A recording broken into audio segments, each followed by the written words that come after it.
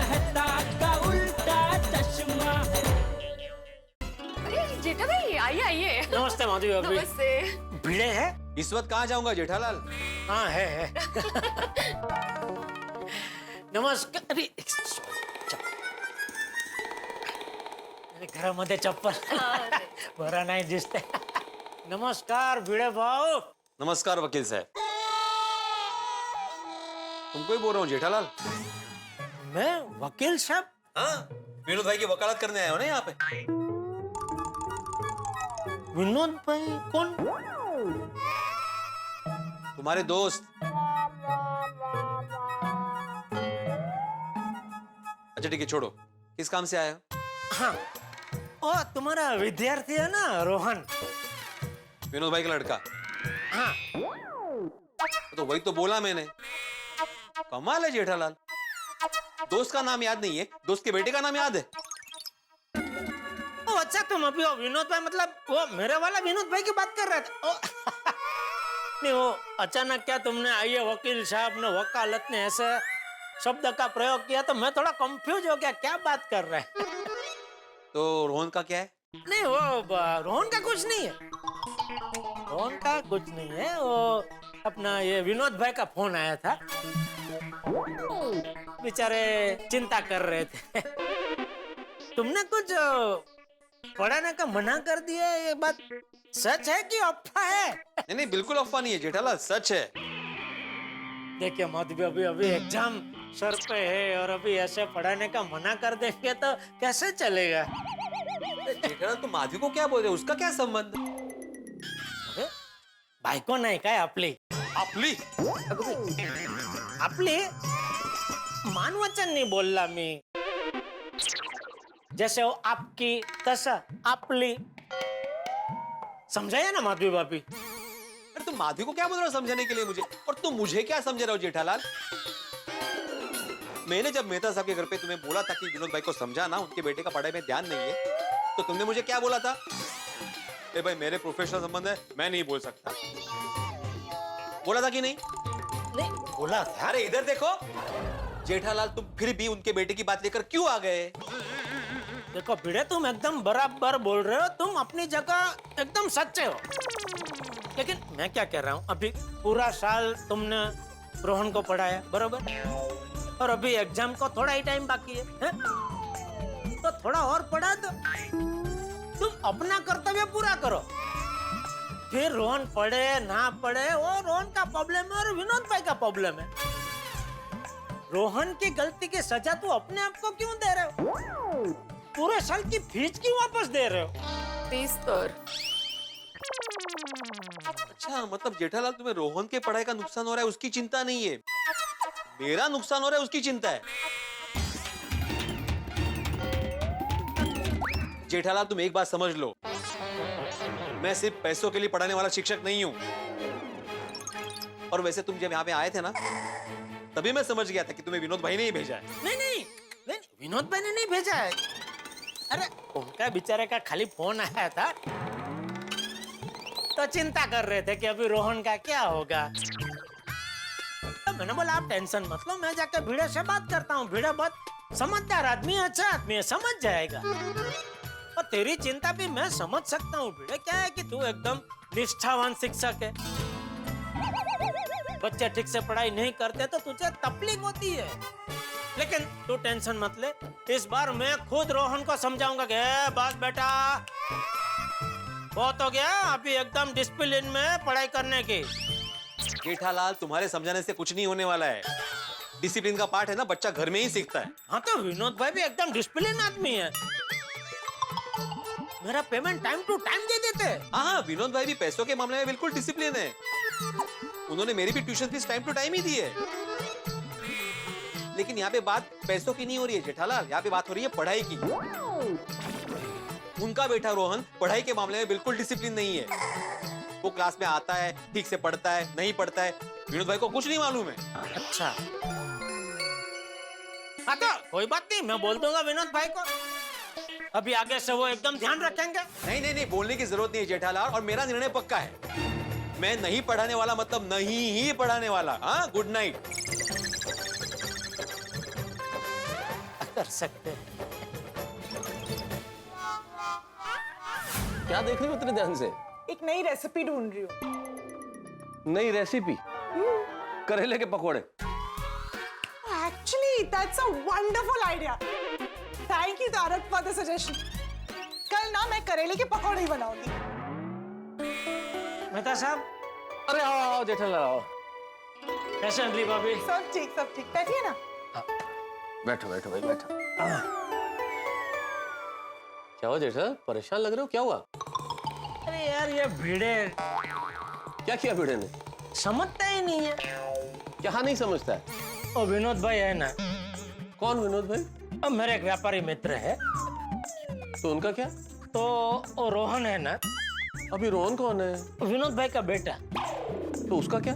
वो ये भिड़े के ऑनलाइन क्लासेस भरता है, मतलब भिड़े से ट्यूशन लेता है। हाँ हाँ हाँ याद आया। हाँ अभी क्या बच्चों की एग्जाम सर पे, और अचानक भिड़े ने बोल दिया कि अभी ऑनलाइन क्लास बंद कर रहा है, वो बच्चों को आगे से नहीं पढ़ाएगा। क्या? वो ऐसे कैसे कर सकता है भिड़े? ऐसा किया है उसने। पर क्यों? वो कह रहा है बच्चे ऑनलाइन क्लास में ठीक से ध्यान नहीं देते, ठीक से पढ़ाई नहीं करते। याद है थोड़े दिन पहले आपके घर पे हम लोग बैठे थे, तभी भी उसने यही सब बातें की थी। बराबर है कि बच्चे सब ऑनलाइन क्लास में ठीक से पढ़ते नहीं है, ध्यान देते नहीं है।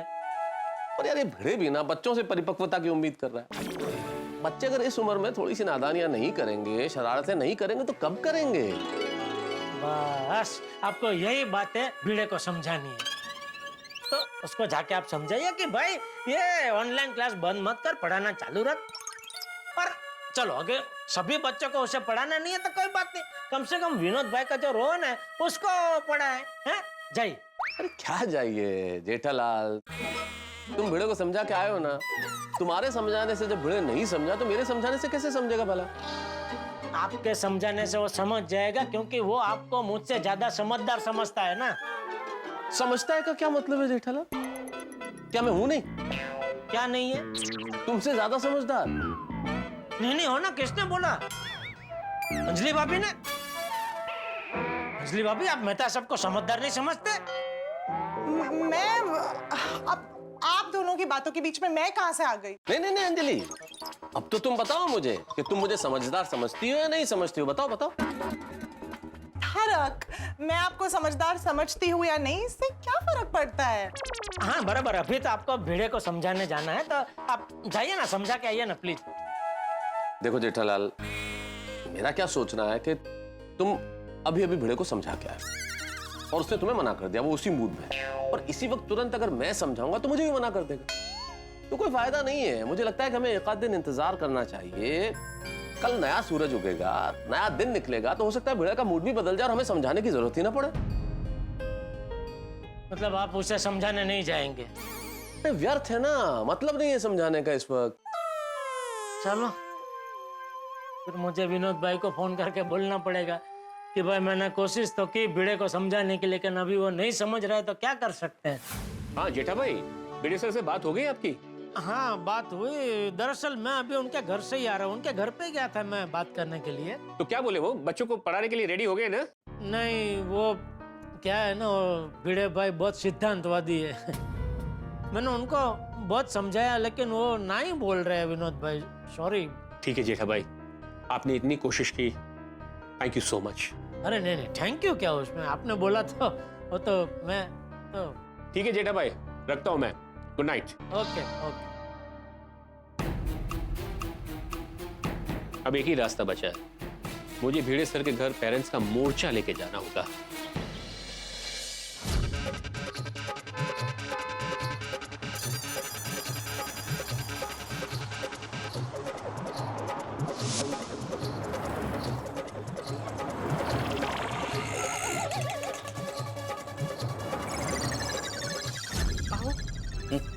इतने सारे पैसे कैसे देंगे, कहाँ से देंगे, यही सोच रहे हैं ना आप? अरे मुझे एक बात बताओ, सोनू कहाँ है? सुबह से दिखी नहीं घर में। पेमेंट के चक्कर में ना सब भूल गए हैं आप। सुबह सुबह कॉलेज नहीं गई है टप्पू सना के साथ? हाँ मैं भूल ही गया एक्चुअली। निकाय मिनटे, एक बार वापस सोचिए ना, इतनी मेहनत से सेविंग की है हम लोगों ने, और फिर वो ऐसे। माधवी, मेरा फैसला अटल है, मैं नहीं चेंज करने वाला। इस विषय पे मुझे बात नहीं करनी, मैंने बोला है ना कल। लेकिन आपके निर्णय से पेरेंट्स लोग थोड़ी शांत बैठने वाले हैं। मुझे तो डर लग रहा है कि कुछ होने वाला है।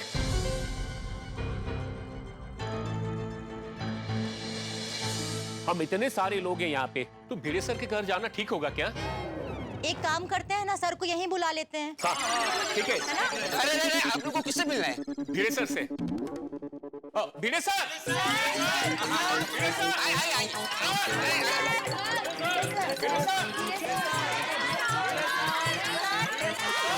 क्या हुआ? अब्दुल, कौन है ये लोग? चाचा जी, ये लोग भिड़े भाई से मिलने आए। नमस्ते चाचा जी। अरे विनोद, तुम? नमस्ते नमस्ते। जेठा भाई घर पे हैं? जेठे तो आज दुकान जाने के लिए जल्दी निकल गया, लेकिन तुम यहाँ? मेरा बेटा रोहन भिड़े सर के वहाँ पढ़ता है ना, तो उन्हें मिलने आए हम। अच्छा।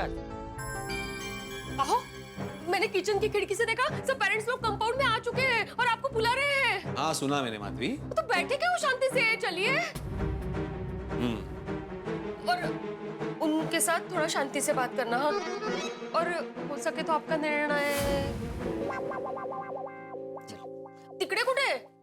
तो नीचे नहीं जा रहा हूँ मैं, बालकनी से बात करूंगा उनके साथ में। चलो चलो बालकनी में चलो। आहो,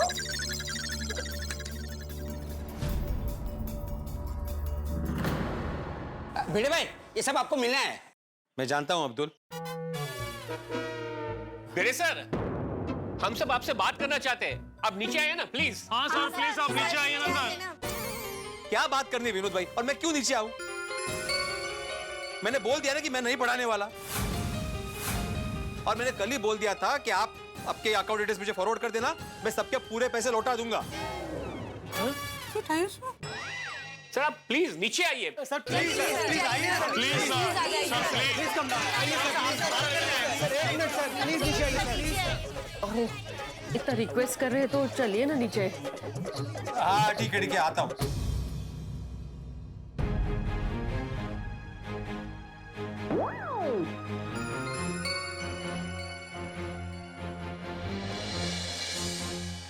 नमस्ते सर। नमस्ते सर।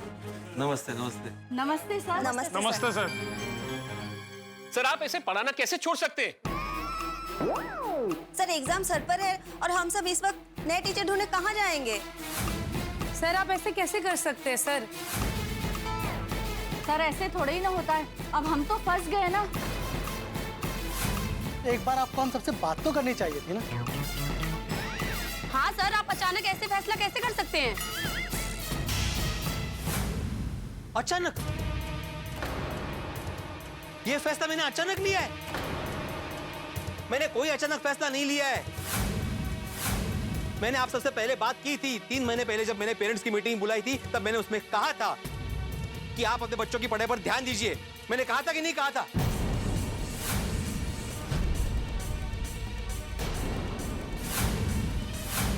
मैंने ये भी बोला था कि अगर ऐसी स्थिति रही तो मैं आगे से नहीं पढ़ाऊंगा। मैंने बोला था कि नहीं बोला था?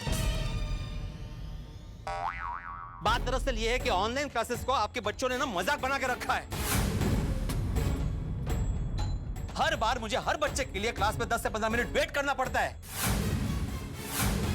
और पूछो तो बहाने रेडी ही होते हैं। ये ईशान क्लास में हर रोज लेट होता है, और पूछो तो बहाने रेडी है। आज क्या तो मेहमान आ गए, आज क्या तो बाहर चले गए, आज क्या तो मोबाइल चार्ज नहीं है। ये मानव हमेशा क्लास में सोता ही रहता है। यहाँ पे क्लास चालू है और भाई साहब कैमरा ऑफ करके सो रहे हैं, और जब जगाओ तो बोलते हैं good morning sir, good morning. अरे काय चाल रहे का है? क्लास चला के मजाक। ये मानसी को क्लास का टाइम याद नहीं रहता। ये जिया चालू क्लास में नाश्ता करने चली जाती है, और ये देखो ये हेत, जब से ऑनलाइन क्लासेस शुरू हुए मैं बोल बोल के थक गया हूं हेत को कि कब कैमरा ऑन करना है, कब कैमरा ऑफ करना है, अभी भी याद नहीं रहता इसे। और ये नैतिक, इसके तो बैकग्राउंड में हमेशा डिस्टर्बेंस ही रहता है। और विनोद भाई, आपका बेटा रोहन जब मैं एग्जाम लेता हूं तो आप ही का मोबाइल यूज करके उसमें से आंसर ढूंढता है। ये बात मैंने आपको बताई थी ना।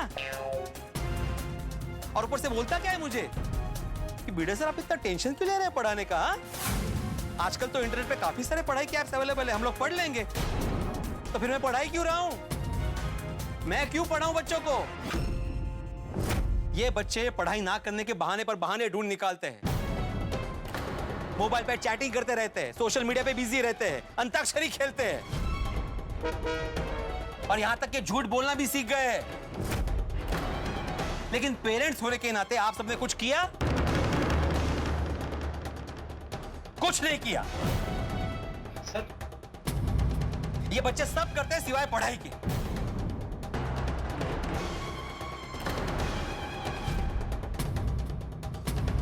इसलिए मैं इन बच्चों को नहीं पढ़ाने वाला, मेरा फैसला फाइनल है। सर आपकी सारी बात बराबर है, लेकिन एग्जाम के वक्त तक बीच में आप पढ़ाना छोड़ देंगे तो मैं क्या करूं? क्या करूं मैं?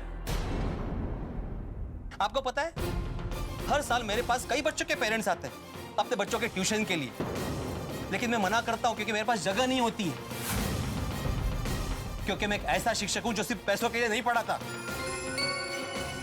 मैं चाहता हूं कि मेरे पास पढ़ने वाला हर बच्चा आगे चलकर अपने अच्छे भविष्य का निर्माण करे,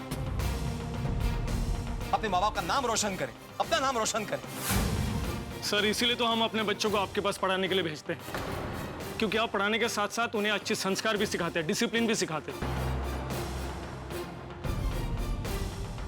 सर प्लीज आप ट्यूशन लेना बंद मत कीजिए sir, please sir, please please sir, please ऐसा मत कीजिए सर, प्लीज। अरे क्यों ना बंद करूं मैं? क्यों ना बंद करूं? और मैं ऐसे बच्चों को क्यों पढ़ाऊं जो पढ़ना ही नहीं चाहते? कल को अगर रिजल्ट खराब आया तो मेरा नाम कितना खराब होगा? और आप तो बोलने में एक सेकंड नहीं लगाओगे कि हमने इतना पैसा दिया फिर भी रिजल्ट ऐसा आया, भिड़े सर ने कुछ पढ़ाया ही नहीं।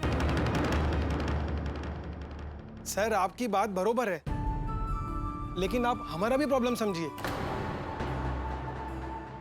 एक तो पहले से ही वर्क फ्रॉम होम चल रहा है और ऊपर से हमारे वर्किंग आवर्स भी पहले से ज्यादा बढ़ गए। और सर मेरे हस्बैंड की जॉब भी चली गई है, वो दिन रात बस जॉब ढूंढने में लगे हुए हैं। सर हमारी मेडिकल शॉप है, धंधा काफी बढ़ गया है, तो हम लोग चाहते हुए भी घर पे ध्यान नहीं दे पाते हैं। सर हम हस्बैंड वाइफ दोनों ही जॉब करते हैं, अब कैसे पता चलेगा बच्चा घर में पढ़ाई कर रहा है या नहीं? सर मेरे दोनों बच्चों की क्लासेस ऑनलाइन चल रही है, मेरा काम भी ऑनलाइन चल रहा है, इतनी सारी चीजें मैनेज करने के साथ बहुत मुश्किल होता है sir, please try to understand. Sir आप चाहे तो हमें डिस्काउंट मत दीजिए, पर प्लीज सर हमारे बच्चे को पढ़ाइए sir, please sir, please. Sir सबकी अपनी अपनी कोई ना कोई परेशानी है। देखिए मेरी भी परेशानी काफी हद तक बढ़ गई है। एक कोरोना की सिचुएशन की वजह से मेरा भी सोसाइटी का काम काफी बढ़ गया है। ऑनलाइन क्लासेस के साथ साथ हम लोग का आचार पापड़ का भी बिजनेस है, वो भी मुझे देखना पड़ता है। और ऑनलाइन क्लासेस में पढ़ाने से पहले मुझे काफी सारी तैयारी करनी पड़ती है। इतनी सारी मेहनत करने के बाद भी अगर बच्चे नहीं पढ़ते हैं तो मुझे बुरा नहीं लगेगा। बस इसलिए मैंने फैसला किया कि मैं नहीं पढ़ाऊंगा, मतलब नहीं पढ़ाऊंगा। सर तो आप ही बताइए ना हम क्या करें? आप अपनी फीस वापस लेके जाइए ताकि कल कोई ये ना बोले कि भिड़े सर ने पूरे साल की फीस दी और पढ़ाया ही नहीं। आप कुछ समझाइए ना। इस मामले में मैं क्या कह सकता हूँ अंजलि, ये उसका मामला है। सर फीस की बात नहीं है, लेकिन बच्चे को हम आप कैसे पढ़ाएं? अरे कैसे पढ़ाए मतलब? आप भी पढ़े लिखे हैं, पेरेंट्स से बच्चों के पढ़ाइए। सर हम अगर पढ़ा सकते तो आपके पास भेजते ही क्यों? जी वो मैं कुछ नहीं जानता। सर आप एकदम गैर जिम्मेदारी वाली बातें कर रहे हैं। सर ये आपको बिल्कुल शोभा नहीं देता। सर आप ये ठीक नहीं कर रहे हैं, बहुत गलत है। आप ठीक नहीं कर रहे हैं, ये गलत कर रहे हैं आप सर। देखिए यहाँ पे सोसाइटी में ऐसा हंगामा करने का कोई मतलब नहीं है। अब मेरा फैसला नहीं बदलने वाला। आप आपके बच्चों को जैसे पढ़ाने वैसे पढ़ाओ, मैं नहीं पढ़ाने वाला। रोशन मैं नीचे जाता हूँ। क्यों? हो सकता है गर्मा गर्मी बढ़ जाए, बात हाथ तपाई तक पहुंच जाए, पीड़ू को मेरी जरूरत पड़ सकती है। अरे टोपीचा खेल उठेगा जैसे ये भेड़े भाई के स्टूडेंट्स के पेरेंट्स हैं, कोई गुंडे मवाली थोड़ी ना। चुपचाप डरी खड़े रहे। भिड़े सर ठीक कह रहे हैं, ये सब तुम्हारी गलती है। ज्यादा गेम नहीं खेलते ना तो ये दिन नहीं देखना पड़ता मुझे। तुमको ना बिल्कुल अकल ही नहीं है, जैसे सर बोल रहे थे वैसे पढ़ना चाहिए था ना। सब तुम्हारी ही गलती है, जब देखो तब मम्मी बोर हो रहा है, कंटाल आ रहा है, पढ़ाई पे बिल्कुल ध्यान नहीं दिया तुमने। छोड़ो, बच्चों को भी हम अब क्या बोले। ऐसे सर के पास तो हमें भेजना ही नहीं चाहिए था। ओ मैडम, मैंने नहीं बोला था आपके बच्चों को मेरे पास भेजने के लिए। अब आप प्लीज यहाँ पे हंगामा मत खड़ा कीजिए। आप सबको आपके पैसे मिल जाएंगे। आप प्लीज यहाँ से जाइए। हाँ, प्लीज जाइए। हाँ हाँ, जाते हैं जाते हैं। यहाँ अब रुकने का कोई मतलब नहीं है। चलो सब, चलो सब, चलो। ये गलत किया सर आपने। अरे एक मिनट, अरे आप लोग शांत हो जाइए, 1 मिनट शांत हो जाइए, मैं बात करता हूँ, है ना। भिड़े, जरा 1 मिनट मेरे साथ चलो ना। मेहता साहब, भिड़े, मैं बोल रहा हूँ ना, चलो मेरे घर बैठ के बात करते हैं। आप लोग यहीं रुकिए, हम लोग जरा आते हैं। Anjali,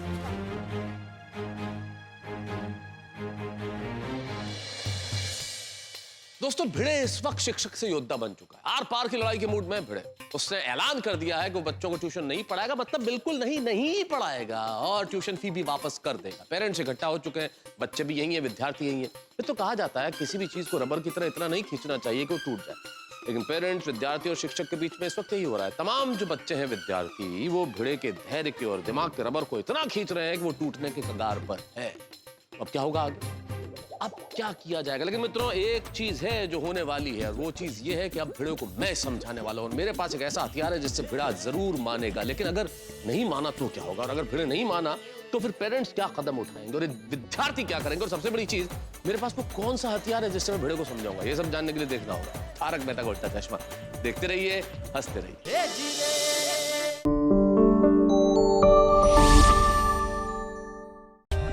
For more updates, subscribe to our channel, click the show links and enjoy watching the videos.